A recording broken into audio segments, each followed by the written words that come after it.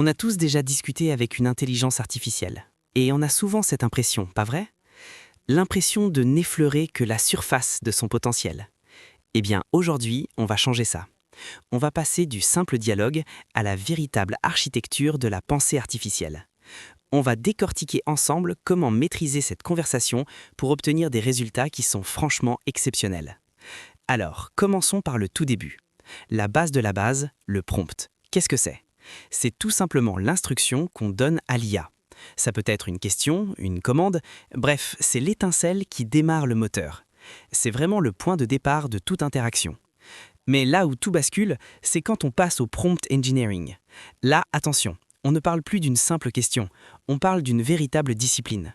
C'est l'art et la science de concevoir, de peaufiner ces prompts pour guider l'IA exactement là où on veut, pour qu'elle nous donne des résultats précis, pertinents et surtout vraiment utiles. C'est toute la différence entre demander son chemin et diriger une flotte de véhicules. Allez, voici le programme du jour. D'abord, on va voir pourquoi il faut absolument dépasser la simple question. Ensuite, on va soulever le capot pour comprendre comment une IA pense. Après ça, on découvrira les 5 piliers d'un prompt qui frappe juste. Puis, on passera au framework professionnel pour tout structurer. On apprendra même à guider le raisonnement de l'IA et on terminera sur ce qui est en train de devenir sous nos yeux la nouvelle compétence universelle.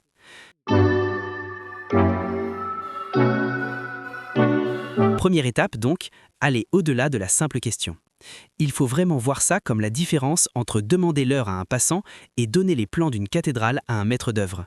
L'objectif, ce n'est plus de subir les réponses de la machine, mais bien de devenir l'architecte qui la guide. Et pour bien diriger, il faut comprendre la machine. Oublions tout de suite l'idée d'une conscience ou d'une magie noire. Non, en réalité, tout n'est que mathématique. Alors, voyons ensemble cette mécanique essentielle qui se cache sous le capot. La toute première chose à saisir, c'est que l'IA ne lit pas les mots comme nous. Elle les tokenise, c'est-à-dire qu'elle découpe notre texte en petits morceaux, les fameux tokens. Ça peut être un mot entier, un bout de mot, ou même juste un caractère. C'est sa manière à elle de transformer notre langage en briques de Lego.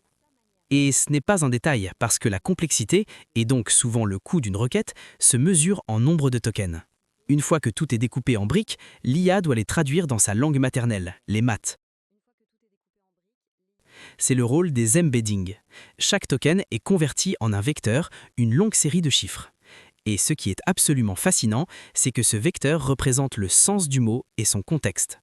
Dans cet espace mathématique, des mots comme roi et reine ou Paris et France sont numériquement proches. C'est comme ça qu'elle comprend les relations entre les concepts. Donc, pour résumer, le processus est simple. D'abord, le texte est découpé en tokens. Ensuite, ces tokens deviennent des chiffres grâce aux embeddings. Et à partir de là, l'IA fait la seule chose pour laquelle elle a été entraînée. Elle prédit statistiquement le mot suivant le plus probable.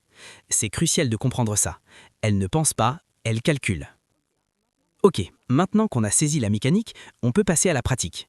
Concrètement, comment on construit une requête vraiment efficace? Eh bien, il existe une sorte d'anatomie, une structure qui repose sur 5 piliers essentiels. Ce sont les fondations d'un prompt de niveau professionnel. Les voici ces 5 piliers. D'abord, l'instruction, un verbe d'action très clair. Résume, analyse, compare. Ensuite, le rôle, c'est la casquette qu'on lui fait porter. Agiste financier, soit un expert en marketing. Puis vient le contexte, les infos de fond pour que sa réponse ne soit pas hors sol. Après, les données d'entrée, la matière brute à travailler. Et enfin, les contraintes et le format de sortie, les règles du jeu. En 200 mots, dans un tableau, au format JSON. En combinant ces 5 éléments, on passe à la vitesse supérieure. Avoir les briques, c'est bien, mais savoir comment les assembler pour construire un mur solide, c'est encore mieux. C'est exactement à ça que servent les frameworks. Ce sont des méthodologies, des plans pour agencer ces 5 piliers et créer une requête cohérente et surpuissante. Le plus simple et le plus intuitif, c'est sans doute le framework des 5 W, qui nous vient tout droit du journalisme. Who, c'est le rôle. What, la tâche précise. Where, le contexte géo ou business. When, l'horizon de temps. Enfin, le why, le plus important, l'objectif final. Pourquoi on demande ça? En répondant à ces 5 questions, on est sûr de ne rien oublier d'essentiel. Regardez cet exemple concret. Au lieu de dire vaguement « analyse ce partenariat fintech », on structure. On lui dit « tu es un consultant en stratégie bancaire. Who ». Ta tâche est d'écrire un MMO de 200 mots. What? Le contexte, c'est le marché européen, Where, pour 2025-2028, When. L'objectif, c'est de préparer le comité d'investissement, Why. Vous voyez la différence? Avec un cahier des charges aussi clair, l'IA n'a plus de deviner, elle exécute une mission. Le résultat n'a juste rien à voir. Bien sûr, les 5W, ce n'est qu'un début. Il existe tout un tas de frameworks plus spécialisés. Draftif, par exemple, il est parfait pour créer des livrables ultra structurés immédiatement utilisables. EcoStar, lui, c'est le chouchou du marketing et de la com, parce qu'il force à définir le style, le ton et surtout l'audience qu'on veut toucher.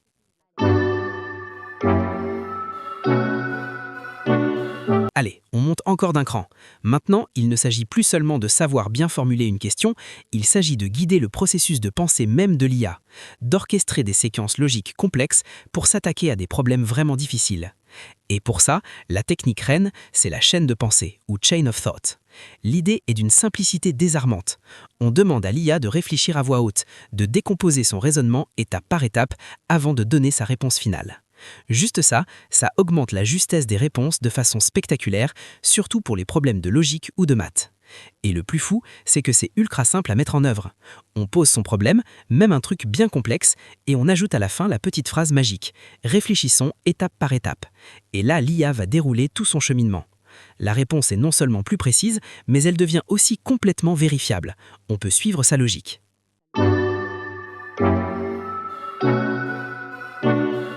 Et pour gérer différents types de complexité, on a d'autres outils dans la boîte. D'un côté, le prompt chaining, c'est linéaire. On décompose une tâche en plusieurs étapes, et la sortie de l'étape 1 devient l'entrée de l'étape 2. C'est parfait pour les workflows. De l'autre côté, on a le tree of thoughts, l'arbre de pensée. Là, c'est complètement différent. L'IA explore plusieurs chemins de raisonnement en même temps. En parallèle, elle évalue les différentes options et choisit la meilleure. C'est l'outil idéal pour les décisions stratégiques complexes.